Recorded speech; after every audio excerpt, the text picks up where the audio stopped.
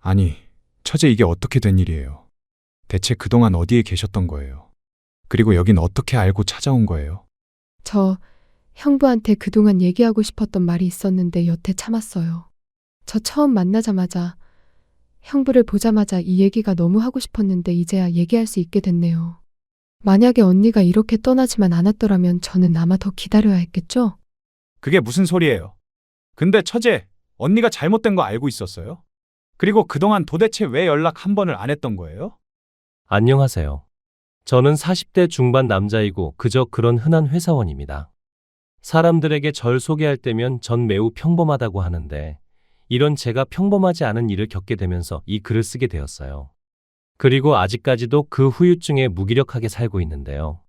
하루가 멀다 하고 술만 마시고 제대로 밥도 못 챙겨 먹어 살도 7kg이나 빠지니 저희 부모님은 저 때문에 걱정이 이만저만이 아니시죠. 곧 50을 바라보지만 그래도 부모님은 아직 제가 어린아이 같은가 봐요. 저도 누군가에게 제 속내를 툭 털어놓고 아무 일도 없었다는 듯 지내고 싶지만 이런 이야기를 한다고 한들 누워서 침 뱉는 일밖에 안 된다고 생각합니다. 그래서 그나마 익명의 힘을 빌려서 이렇게나마 제 소개기를 하려고 합니다. 평범했던 저는 아주 대단한 여자를 만나면서 인생이 바뀌었는데 그게 제 아내였어요. 아내는 굉장히 똑똑해 대학도 서울에 있는 연세대를 나왔고 취직도 좋은 곳에 했다가 8년 정도 일을 배우고 나와 요식업 개통으로 창업을 했습니다. 아내가 직접 음식을 만드는 게 아니라 경영만 하면서 요리사와 가게 전체를 관리했고 나중에는 가맹점까지 내면서 회사를 키워나갔는데 지금 그게 벌써 10개나 되는 회사로 성장을 했죠. 아내는 워낙 워커홀릭에 밤낮 없이 일하다 보니 결혼도 못하고 나이가 훌쩍 40이 되었는데 이런 아내를 만난 건 제 지인의 소개였어요. 저도 음식에 관심이 많아 요리 동호회에 가입을 했다가 그곳에서 만난 지인으로부터 소개를 받았는데 그 지인이 한 번은 아내에게 동호회 사람들 사진을 보여준 적이 있었대요. 근데 아내가 저를 가리키며 저에 대해 관심을 보였고 아내를 동호회 파티 자리에 초대하면서 자연스럽게 거기서 저와의 만남을 갖게 된 거죠. 지인은 아내를 어디 회사 대표라면서 소개를 해주었고 제게 관심이 있어 오늘 이 자리에 온 거라고 했는데 저는 이런 여자가 대체 왜 나한테 관심이 있지? 우와 소리가 저절로 나오더군요. 그 정도로 어마어마한 회사 대표님이신데 제가 왜 눈에 들어오세요? 저는 일반 기업 회사원인데다가 저희 집안도 굉장히 평범하거든요. 아니지, 제가 너무 앞서갔나요? 저에 대해서 어느 정도 아셔야 될 것 같아서 푼수같이 떠들었네요. 어머, 저 그런 거 따지고 남자 만난 사람 아니에요. 저도 지금 나이가 40살인데 누가 누굴 꼴라요. 저는 그냥 재욱 씨 첫눈에 보고 반했고 재욱 씨 성격 보고 또 한 번 반해서 제가 먼저 작업 거는 거예요.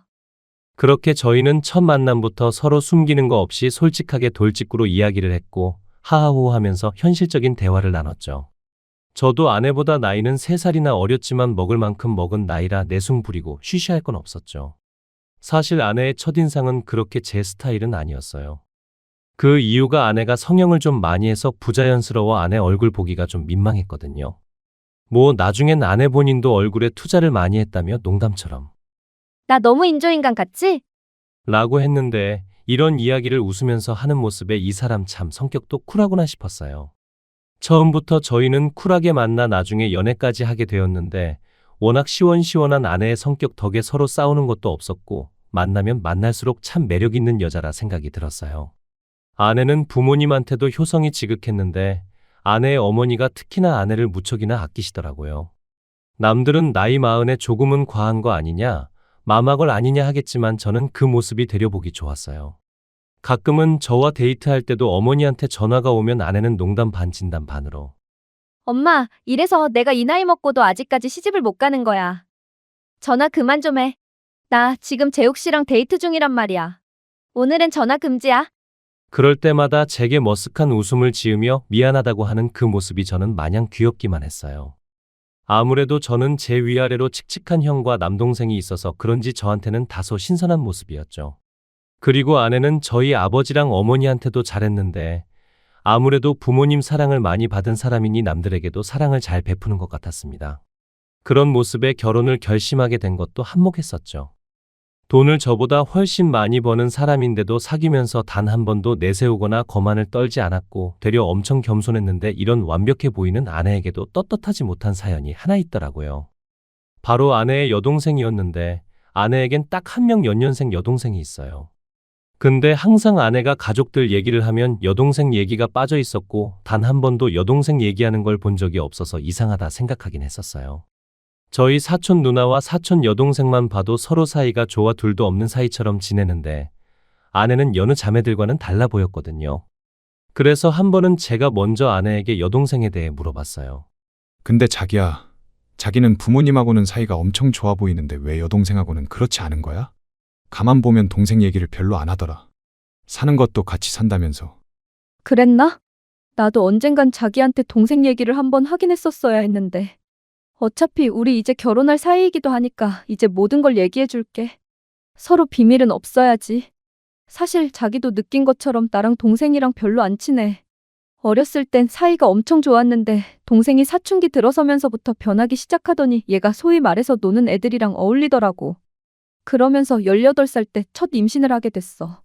근데 지도 무서웠는지 배를 복대로 칭칭 감고서는 그걸 숨기다가 임신한 지 2달 만에 엄마한테 들키게 됐어.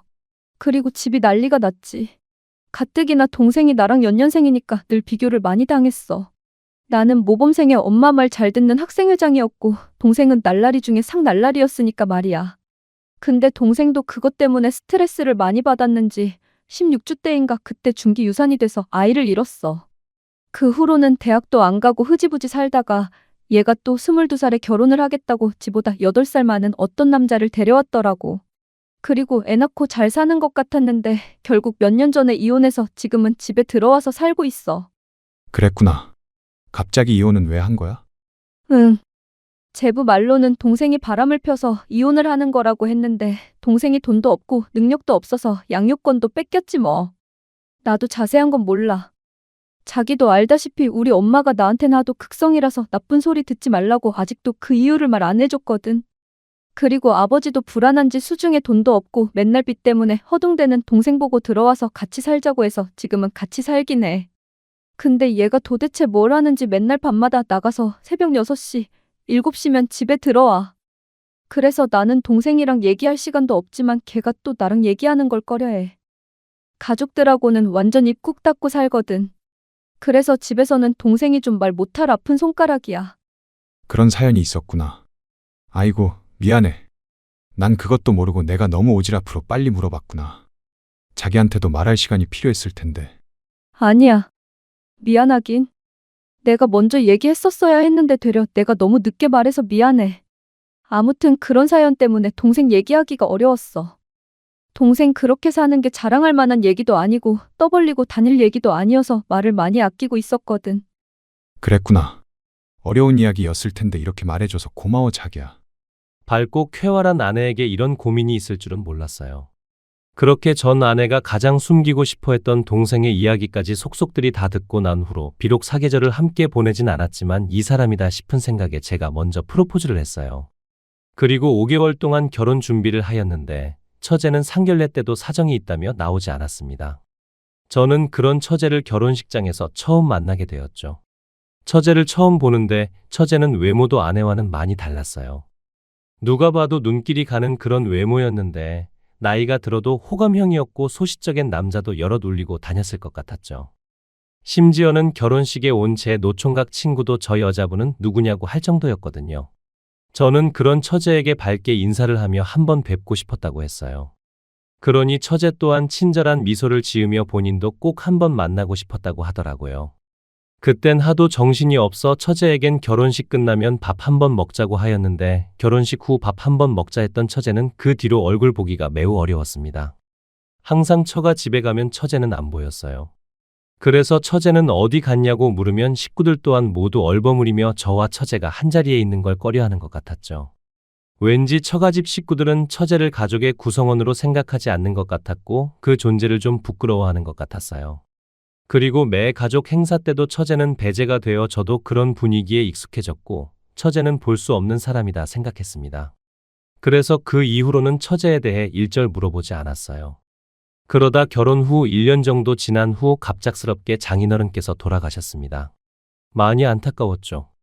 그렇게 장인어른 장례식장에서 처제를 다시 만나게 되었는데 다행히 장인어른의 장례식 때는 참석을 하였죠. 저희 장인어른은 평소 만성 폐 기저질환을 앓고 있으셨는데 그게 악화되면서 생각지도 못하게 돌아가시게 되었죠. 아내 말로는 장인어른이 여태 본인의 결혼을 기다려준 것 같다며 자기가 했던 효도 중에 결혼이 제일 큰 효도였다며 저한테도 곁에 있어줘서 고맙다고 하였어요. 그리고 몇 달 뒤 아내의 이런 효심에 장인어른도 감동을 하셨는지 저희 부부에게 선물같이 아이가 찾아왔어요. 아내는 본인의 나이 때문에 임신 걱정을 제일 많이 했었는데 정말 기적처럼 임신이 되었고 장모님도 이 소식에 우리 사위가 대견하다며 최고라고 제 칭찬을 부끄러울 정도로 많이 해주셨어요. 아내는 최고로 훌륭한 딸을 키우겠다며 아주 신이 나 있었어요. 그리고 저희의 간절한 바람대로 딸은 건강하게 태어났죠. 근데 어느 날 새벽 아내의 전화가 막 울려대는데 장모님의 전화였어요. 장인어른이 돌아가시고 난 뒤 새벽에 갑작스럽게 장모님에게서 전화가 오자 아내는 소스라쳐 잠에서 깼습니다. 집에 또 무슨 일이 생겼는 줄 알고 바로 전화를 받더라고요. 그리고 역시나 아내는 장모님과 통화를 하며 얼굴이 점점 어두워지기 시작했는데 계속 긍이라는 대답만 연신하더니 전화를 끊었고 저는 아내가 전화를 끊자마자 무슨 일이냐고 물었어요. 그러니 눈물을 보이며 미주가 또 사고를 쳤어. 엄마가 자고 있을 때 몰래 짐 싸들고 도망을 갔대. 그것도 아버지 보험금이 들어있던 통장까지 가지고 갔다는데 연락도 안 되고 전화기까지 꺼놨대. 엄마가 불안해 죽겠다고 하시네. 얘 어디 가서 또 무슨 사고를 치는 거 아닌가 몰라? 어떡하면 좋아? 처제도 나이가 있는데 그 나이에 밖에 나가서 사고 칠 나이는 아니잖아. 걱정하지 마. 저는 아내를 다독이며 너무 걱정하지 말라고 했어요. 그 후로 일주일이 지나고 한 달이 지났는데도 처제는 연락이 안 되었고 심지어 돌아오지도 않았죠. 정말 죽었는지 살았는지도 모를 정도로 실종이 되었는데 장모님과 아내가 하도 걱정을 해 실종 신고까지 했는데 아무래도 성인 실종은 까다로워 신고 자체가 어렵다고 하였어요. 교회에 다니시는 장모님은 매 기도가 처제의 기도라고 할 정도로 처제를 많이 걱정하고 계셨죠. 하긴 장인어른 떠나신 지 1년 뒤에 처제까지 실종이 되었으니 몸도 마음도 멘탈적으로 많이 힘드실 만하셨어요. 그 걱정이 아내에게도 고스란히 전해져 미워도 내 동생, 이뻐도 내 동생이라며 많이 힘들어 하더라고요. 결국 처제는 장장 3년 동안 저희 앞에 나타나지 않았고 아내는 평생 가슴에 돌덩어리를 하나 얹은 채 살았어요. 식구들하고 모인 자리에서도 아내와 장모님은 한숨이 마를 날이 없었는데 장모님은 신세 한탄까지 하시며 말씀하셨죠. 내 팔자가 무슨 팔자길래 남편도 이리 떠나고 자식마저 나를 떠나는지 도통 모르겠어. 자네랑 미나 너는 내 옆에 꼭 붙어 있어야 해. 이렇게 말씀하시는데 아내는 이런 장모님을 혼자 두기 불안하다며 제 의중을 묻고 몇 번이나 같이 합가를 하자고 했지만 장모님은 혹여나 처제가 돌아올까 그 집을 비울 수 없다고 하셨어요. 그 정도로 말은 아픈 손가락이라지만 똑같은 자식이구나 생각했어요. 그것 빼고는 저희 가족 정말 행복하고 화목했습니다. 이대로 시간이 멈춘다고 해도 여한이 없을 정도였고 지금 생각하면 정말로 그때의 그 행복했던 시간이 멈춰버렸으면 좋겠다는 생각이 들어요. 왜냐하면 지금은 그런 행복했던 시간을 아내와 함께 할 수 없게 되었거든요. 지방으로 미팅을 갔다 온다던 아내가 교통사고를 당하게 되었는데 전복된 차량의 폭발로 그 자리에서 즉사를 하게 되었습니다. 아내에게 작별 인사도 하지 못한 채 유언 하나 듣지 못한 채 결혼 8년 만에 천사 같은 아내를 정말로 하늘나라에 다시 보내주게 되었어요. 아내가 세상을 떠나고 난 뒤 저는 이 세상 사람이 아닌 듯 아무것도 할 수가 없었고 하루하루를 고통 속에서 몸부림치며 살았어요. 급작스럽게 떠난 아내가 불쌍했고 아내의 마지막 순간을 함께해 주지 못했다는 괴로움이 저를 심하게 짓눌렀습니다. 그중 제일 걱정이 컸던 건 이제 아내 없이 어떻게 살아야 될지가 가장 큰 숙제였습니다. 7살 된 딸 아이에게는 엄마의 부재를 어떻게 설명해야 할 것이며 엄마로서의 역할은 어떻게 해야 되는지 모든 게 다 제가 처음 겪는 일이었어요. 장모님은 힘들어하는 저 대신에 당분간은 딸을 보살펴준다고 하셨고 저보고 언제든지 마음 추스를 때까지 기다릴 테니 딸 걱정은 말고 제 걱정만 하라고 하셨어요. 세상과 단절하고 컴컴한 암막 커튼을 24시간 동안 쳐놓으니 지금이 밤인지 낮인지도 모르게 살아가던 찰나 아내를 떠난 지 보름 정도 되었을 때 누군가 집 문과 배를 막 두드리더라고요. 분명 저희 어머니나 장모님은 제게 연락을 하고 오실 텐데 저렇게까지 문을 두드릴 사람은 없어 그냥 무시하고 말려고 했는데 10여 분이 넘게 계속 문과 배를 누르는 겁니다. 그래서 어쩔 수 없이 인터폰을 보게 되었는데 인터폰 너머로 제가 본 얼굴은 전혀 생각지도 못한 사람이었죠. 문을 열고 그 사람을 보고 나서야 실종되었던 처제가 왔다는 걸 알게 되었죠. 저와 처제는 아무 말도 없이 몇 초간의 정적을 두고 서로의 얼굴만 쳐다보고 있었고, 저는 그런 처제를 보며 아니, 처제 이게 어떻게 된 일이에요? 대체 그동안 어디에 계셨던 거예요? 그리고 여긴 어떻게 알고 찾아온 거예요? 라고 하니 처제는 춥다며 들어가서 얘기하자며 다짜고짜 저를 밀고 집 안으로 들어오는 겁니다. 그러더니 제게 저 형부한테 그동안 얘기하고 싶었던 말이 있었는데 여태 참았어요. 저 처음 만나자마자 형부를 보자마자 이 얘기가 너무 하고 싶었는데 이제야 얘기할 수 있게 됐네요. 만약에 언니가 이렇게 떠나지만 않았더라면 저는 아마 더 기다려야 했겠죠? 그게 무슨 소리예요? 근데 처제, 언니가 잘못된 거 알고 있었어요? 알면서도 언니 장례식장에는 왜 안 왔던 거죠? 그리고 그동안 도대체 왜 연락 한 번을 안 했던 거예요? 엄마랑 언니가 형부 앞에 나타나지 말라고 했거든요. 저한테 수억 원 돈까지 쥐어주면서 아주 멀리 떠나라고요. 내가 형부를 잡아먹기라도 할 줄 알았나 봐요. 저 실종됐다고 한 거, 그거 전부 다 박여사랑 정민아랑 꾸민 합작품이에요. 우리 순진한 형부만 모르고 다 아는 사실이었는데 대체 왜 이 두 것들이 나한테 돈까지 쥐어주면서 떠나라고 했는지 알아요? 이거 보면 이제 그것들의 실체를 다 알 수 있을 거예요. 그렇게 말하며 갑자기 제 손을 확 끌어당겨 본인의 다리 쪽으로 가지고 갔는데 저는 너무 놀라 고함을 치며 지금 뭐 하는 짓이냐고 소리를 쳤어요. 그러니 이거 한번 만져보라고요. 이게 제가 그동안 그 두 것들한테 당했던 증거고 흔적이니까. 역시나 생전의 아내 말처럼 처제는 앞뒤 안 가리고 발칙한 짓을 하며 저를 시험하는 것 같았는데 화가 나더라고요. 저는 그런 처제의 손을 세게 뿌려치다가 저도 모르게 처제의 다리가 손끝에 살짝 닿았는데 그 말처럼 정말 물컹한 게 느껴지는 겁니다. 그리고 곧이어 처제가 외투를 벗고 바지를 걷어 올려서 제 앞에 다리를 보이더군요. 당혹스러운 처제의 행동에 저도 모르게 눈길이 갔고 거쳐진 처제의 두 다리를 보곤 너무 섬뜩해 말이 안 나와 경악을 하고 말았어요. 그건 바로 화상 자국이 무슨 물집처럼 크게 잡혀 상처로 남은 모습이었는데 정말 글로 표현할 수 없을 정도로 너무 징그럽고 지금 다시 또 상기해도 끔찍한 모습의 다리였죠. 처제는 제가 본 걸 두 눈으로 확인하고는 말을 이어나갔습니다. 이제 그 두 것들의 실체를 다 얘기할게요. 형부가 제 말을 믿지 않을까봐 제가 증거 자료까지 다 가지고 왔으니까 이거 보고 판단은 형부가 하세요. 처제가 처음 꺼낸 얘기는 장모님과 아내가 본인의 친엄마, 친언니가 아니라는 말이었습니다. 그 말을 듣는데 어쩐지 처제는 장모님과 생긴 것부터 닮은 구석이 없다 생각이 들었어요. 처제 말로는 본인이 친딸, 친동생이 아니다 보니 어렸을 때부터 본인을 무진장 괴롭혔다는데 본인이 망가진 것도 다 새엄마랑 새언니 때문이라고 했어요. 장인어른이 지방으로 일주일에 4번씩 일을 가시면 그 둘은 처제를 집에서 내쫓아버리고 집을 나온 처제는 갈 데가 없어 가출한 애들하고 어울리고 담배 피고 술을 마시다 그때부터 인생이 망가졌다네요. 그리고 처제가 18살 때 임신된 것도 사실은 너무 좋았대요. 임신해서 그 남자랑 살림이라도 차리면 집을 나올 수 있으니까 마냥 좋았다고 하더라고요.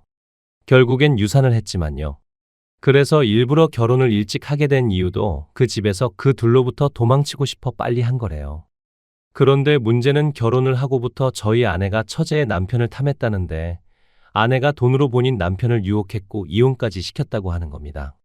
그게 무슨 말이야? 믿을 수가 없어. 내가 처제 말을 믿을 것 같아요. 나한테 왜 그딴 거짓말을 하는데요? 형부가 그렇게 생각할 거라고 생각했어요. 이거 봐보세요. 처제는 제게 10여 년 전에 아내와 처제 그리고 전 남편과 있었던 증거 자료를 보여주기 시작하는 겁니다. 거기엔 아내가 처제 남편과 외도를 하는 사진이 전부 다 찍혀 있었고 아내의 목소리가 담긴 녹음까지 들려주더군요. 저는 그걸 듣고도 아내가 아닌 줄 알았어요. 아내는 저와 살면서 평생 해본 적이 없던 말들이 재생되었습니다. 야, 이 무식한 게. 야, 이 애미도 없는 거사. 너 네 반반한 낯짝 하나 믿고 네 남편은 나한테 안 뺏길 줄 알았지? 어디서 싸가지 없게 우리 엄마한테 내 욕을 하고 있어? 그래봤자 우리 엄마는 내 편이야. 그러는 너는 18살 때 임신까지 한 주제에 너 뭐 깨끗한 줄 알아? 아무리 너희 남편이 네 그 더러운 과거 알아도 네 남편은 널 아주 더럽다고 혐오할걸?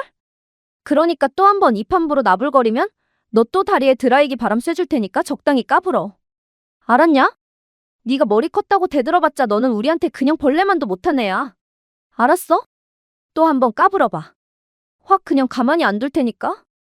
아, 그리고 네 남편 별거 없더라? 라고 하는데 온몸에 소름이 다 끼쳤습니다. 그러면서 처제가 제게 말했습니다. 언니라는 그 여자는 어찌 보면 그저 먹잇감을 염탐하느라 그 나이가 되도록 결혼도 안 한 걸걸요? 언제든지 맘만 먹으면 돈으로 다 남자들을 꼬실 수 있다고 생각했으니까. 걔는 그게 취미고 그게 재미였겠죠. 그 정도 쓰레기 같은 여자가 형부 아내였다고요. 그리고 내 다리 이렇게 해놓은 것도 아까 들었죠? 나 어렸을 때 드라이기 그 바람으로 이렇게 해놓은 거예요.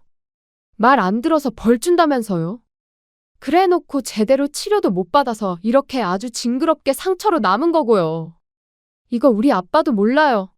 그 두 것들이 아빠를 얼마나 잘 구워 삶았는지 어렸을 때 아빠가 저한테 그러더라고요. 아줌마 말 잘 들어야 아빠랑 저랑 행복한 거라고요. 그래서 아빠한테 얘기하는 것도 처음부터 포기했어요. 이딴 증거 들이밀면서 얘기해봤자 아빠는 그냥 반감만 했거든요. 그리고 형부가 나타났죠. 형부 나타나면서 그 세 사람은 저를 악착같이 형부로부터 떼어놓은 거예요. 제가 이런 소리 할까 봐요. 그리고 아빠 돌아가시면서 나온 보험금 저한테 주더라고요. 이거 들고 어디라도 사라지라고. 이 돈이 저한테 주는 피해 보상이니까 이거 들고 꺼지라고 하더라고요. 그것도 다 제가 녹음해놨죠. 요새는 소형 녹음기도 아주 잘 나오더라고요. 그러니 그 두 인간은 제가 녹음하는 줄도 몰랐을걸요? 무슨 얘기할 때는 제 핸드폰부터 뺏는 악질이니까요. 저는 그래서 그 돈 가지고 무기력하게 떠날 수밖에 없었어요. 당장 돈이 필요했으니까요. 그럼 여태까지 왜 그 말을 안 하고 있었던 거죠? 증거가 이렇게 있는데 말하지 그랬어요. 제대로 무너지는 거 보고 싶었거든요. 돈도 권력도 가족도 최고로 꼭대기에 있을 때 그때 터뜨리면 더 크게 무너지니 그걸 기다렸어요. 처참히 망하는 꼴을 보고 싶어서 참고 또 참았어요. 처제는 제대로 된 복수를 하고 싶어서 칼을 갈고 있었던 겁니다. 그런데 아내가 갑자기 세상을 떠나버리면서 저를 찾아왔던 거고 지금이라도 진실을 알려주려고 이야기를 하는 거라고 했죠. 그러면서 본인은 아내가 교통사고로 사망했다는 걸 알고는 하나도 슬프지 않았다네요. 여태 언니인 저희 아내가 본인에게 했던 모든 사악한 짓들과 그 자리까지 올라가면서 짓밟고 갔던 사람들의 피눈물이 모여서 벌로 받은 것 같다면서요. 그 생각밖에 안 들었답니다. 미나 걔 살아있을 때 제대로 살았더라면 그런 벌도 안 받았을 거예요. 처제 말대로 어차피 언니는 이 세상 떠났고 죽은 사람은 말이 없는데 지금 이 얘기를 하는 이유가 뭐예요? 가뜩이나 힘든 나한테 찾아와서 이런 진실까지 말하면서 나한테 또 상처를 내야 속이 시원했어요? 대체 나한테 이런 말을 하는 이유가 뭐냐고. 언니 세상 떠난 지 보름 됐어요. 보름. 처제한테는 나쁜 계모이고 새언니였지만 그래도 저한테는 아내였고 제 딸의 엄마였는데 이렇게까지 긁어부스러움을 만들어야 되는 거예요? 가슴을 치며 이야기했어요. 아무리 아내가 처제한테는 못되게 해도 저한테만은 진실이었고 저 또한 아내를 많이 사랑했는데 이런 말을 하는 처제가 그저 밉기만 하더라고요. 이제 와서 악녀 역할을 자처하는 건가? 아님 하늘에서 지켜보고 있을 아내에게 보란 듯이 아내가 처제 남편에게 했던 짓을 저한테도 똑같이 하며 유혹하려는 건가? 싶은 생각까지 들었죠. 제가 되려 처제를 원망하고 아내의 편을 드니 처제가 거기서 딱 한마디 하며 자리를 뜨는데 형부, 아직까지도 정신 못 차리셨어요? 당신 와이프, 남자 좋아한다고 남자? 당신 딸이 진짜 당신 딸인 줄 알아? 내가 봤을 땐 당신이랑 너무 안 닮았던데? 내가 여기까지 얘기하면 무슨 말인지 알아듣겠네요? 하면서 봉투를 한 장 던져주고 가는데 그 봉투엔 아내가 사망한 날, 지방으로 미팅을 간 날, 그날 찍힌 불륜의 현장이 그대로 있었습니다. 처제가 사라지고 나서야 저는 놓치고 있던 정신줄을 찾게 되었고 이제야 정말 죽은 아내와 장모가 다시 보이기 시작했어요.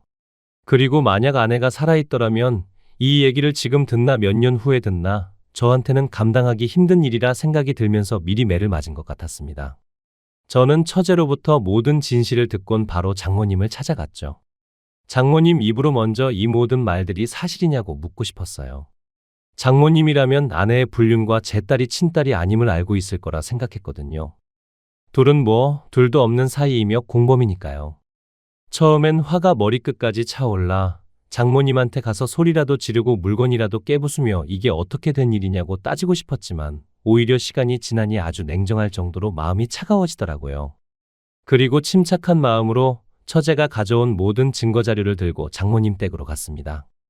일부러 아무런 연락도 하지 않고 무작정 집으로 간 거죠. 제가 집에 가니 장모님은 뛸 듯이 기뻐하며 저를 환하게 맞이하더라고요. 아휴, 김서방 잘 왔어. 잘 왔어. 내가 김서방 걱정을 얼마나 많이 했는지 알아? 연락을 하고 싶어도 얼마나 힘들면 김서방이 연락을 안 하나 싶어서 먼저 하지도 못하겠더라고. 근데 이렇게 제 발로 와주니 고맙네. 고마워. 우리 유나는 지금 막 피아노 학원 갔네. 이따 1시간 뒤면 올 거야. 유나 오면 얼굴 보고 저녁 먹고 가. 내가 김서방 좋아하는 찌개 끓여줄게. 아니요, 장모님. 저 오늘 밥 먹으러 온 거 아닙니다. 장모님한테 물어볼 거 있어서 왔어요. 제가 오늘 처제를 만났거든요. 몇 년 전에 실종한 처제를요. 제 입에서 처제 얘기가 나오니 역시 장모님은 눈이 동그래지셨고 놀라움을 감추지 못했어요. 근데 그 놀라움은 걱정과 안심의 놀라움이 아닌 두려움의 놀라움 같았죠. 아니, 뭐? 아니, 걔가 지 언니 장례식 때도 안 온 애가 걔가 왜 김서방을 찾아간 거야? 왜 나타났대? 왜 온 거래? 와서 무슨 말을 또 짓거린 거야? 근데 장모님, 저는 지금 좀 이해가 안 되네요. 여태 처제가 실종이 됐는데 어디에 있었는지 어떻게 살았는지 궁금하지 않으세요? 그리고 와이프가 죽은 걸 실종돼서 연락도 안 되는 처제가 어떻게 알겠어요? 근데 장모님이 지금 하시는 말씀은 계속 처제랑 연락을 했다는 말 같네요. 응? 내가 그렇게 말했나? 나도 너무 깜짝 놀라서 나도 모르게 나왔나 보네? 대체 걔는 어디에 있었대? 라며 시치미를 떼는 장모에게 그간 처제가 모아두었던 증거 자료를 던져주며 연기 그만하세요, 장모님. 아주 가증스럽고 진절머리 나네요. 장모님도 아시죠? 유나 제 딸 아닌 거. 장모님이 끝까지 거짓말하면 저도 끝까지 가서 친자 검사할 수밖에 없어요. 진실을 말해주세요, 장모님. 그러자 역시나 장모는 끝까지 아니라고 바락바락 우겨대더라고요. 그 모습에 정말 참고 있던 화가 물밀듯 쏟아져 나왔고 그럼 친자 검사하겠다고 했어요. 검사 결과 후에 이것보다 더한 꼴 보실 줄 알라고 소리를 쳤죠. 그러니 장모가 그러더군요.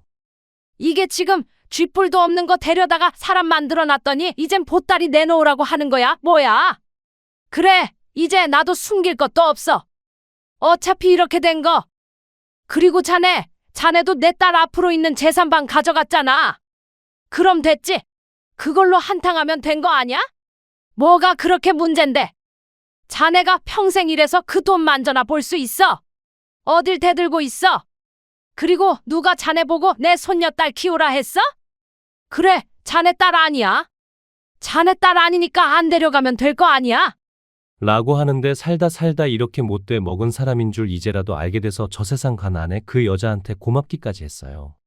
그렇게 저는 상처뿐인 영광으로 그 집안과 완전히 끝을 냈고 장모 말대로 아내로부터 받은 재산 20억으로 평생 혼자 독신으로 살 생각을 하고 있습니다. 그리고 3달 전쯤인가 처제로부터 연락을 받았는데 본인은 장모를 고소했다고 하더라고요. 여태 본인에게 가했던 모든 행동들을 이제라도 벌주고 싶다면서요. 저는 그런 처제에게 끝까지 잘 싸워서 이기라고 하였고 이제라도 진실을 말해 사람 하나 살린 거라며 고맙다고 했네요. 처제 아니었음 나는 아무것도 모르고 아직까지도 폐인으로 살았을 거라면서요. 저는 되려 진실을 알고 나선 더 잘 살아야겠다는 생각을 하고 있습니다. 그게 어쩌면 저 세상 간 아내에게 해줄 수 있는 복수라 생각이 들었거든요. 살다 이런 일까지 겪고 나니 남은 생에는 좀 편하게 살았음 하는 간절한 마음이 다 생기네요. 사는 동안 거짓 없이 진실하게 살면 벌은 받지 않을 거라 생각하고 어쩌면 이런 것도 하늘이 다 도와 저를 구했다 생각하며 나쁜 생각보다는 긍정적인 생각으로 열심히 살아가려고 합니다. 제 이야기 끝까지 들어주셔서 감사하고요. 늘 여러분에게 행복하고 좋은 일만 가득하시길 바랍니다. 그리고 마지막으로 미혼인 분들이 계시다면 결혼하실 때 꼭꼭 그 사람에 대해 잘 알아보시고 후회 없는 결혼 생활을 하시길 바랍니다. 오늘도 끝까지 함께 해주셔서 감사합니다.